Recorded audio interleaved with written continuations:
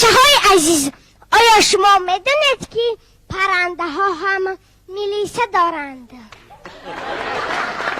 جناب عالی، من حیرانم، باور کنید من حیرانم.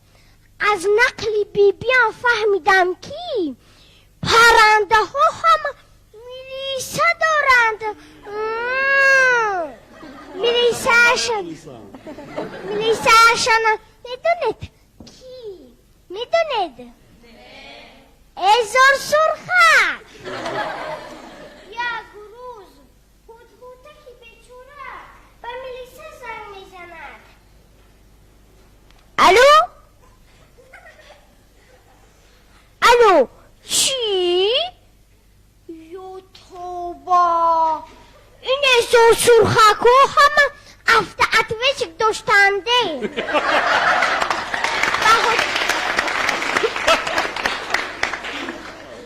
به هوتهوتک چون جواب می آید اگر یکان کس به خانهتان دزدی در آمده باشد رقم 1 را زیر کنید.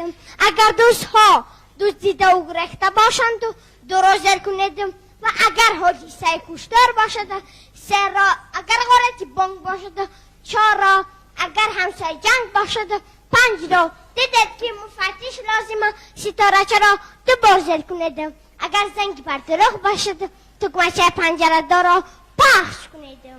هوتهوتک هراسان رقم 1 را زیر میکند. الو الو، کپیتن کلانکر شما را گوش میکند. من های دوست درم را شکسته استادند، چیکار کنم؟ نباشد امون رقم 2 را پخش کنید. هوتهوتک رقم 2 را زیر میکند. الو الو، دیدیلن چی خوردم؟ اول مصف چیزی گپ درم را شکسته استادند. مبسونی در بعد از دوستی زنگ زنید، حالا باشد رقم 3 را گیرید. هوتهوتک رقم 3 را زیر میکند. الو، ازار سرخک دیگر که رتبه معیاری داشت سراسیمه میپرسد. الو، کام بانک غرب کیسن؟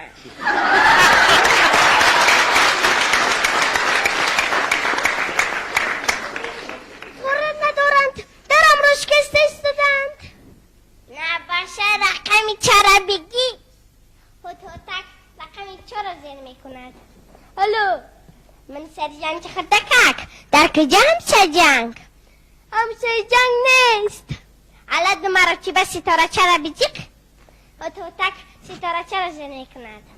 ازار سرخک مفتشی منطقوی شما را گوش کنمی.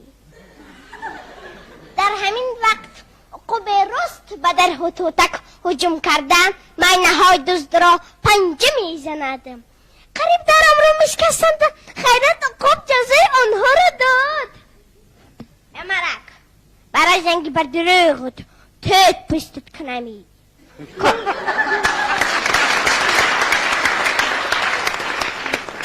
کاتک مچه پنجره دارا بیجیق کپیده تای پنجرت کنمی. خیرت هوتهوتک بقلی کرده تگمچه پنجره دارا زر نمی کند. بیبیم در همین جا قصه‌اش را به پایان رساند و در آهنیمان نظر کرده معنی دارانه تبسم کرد.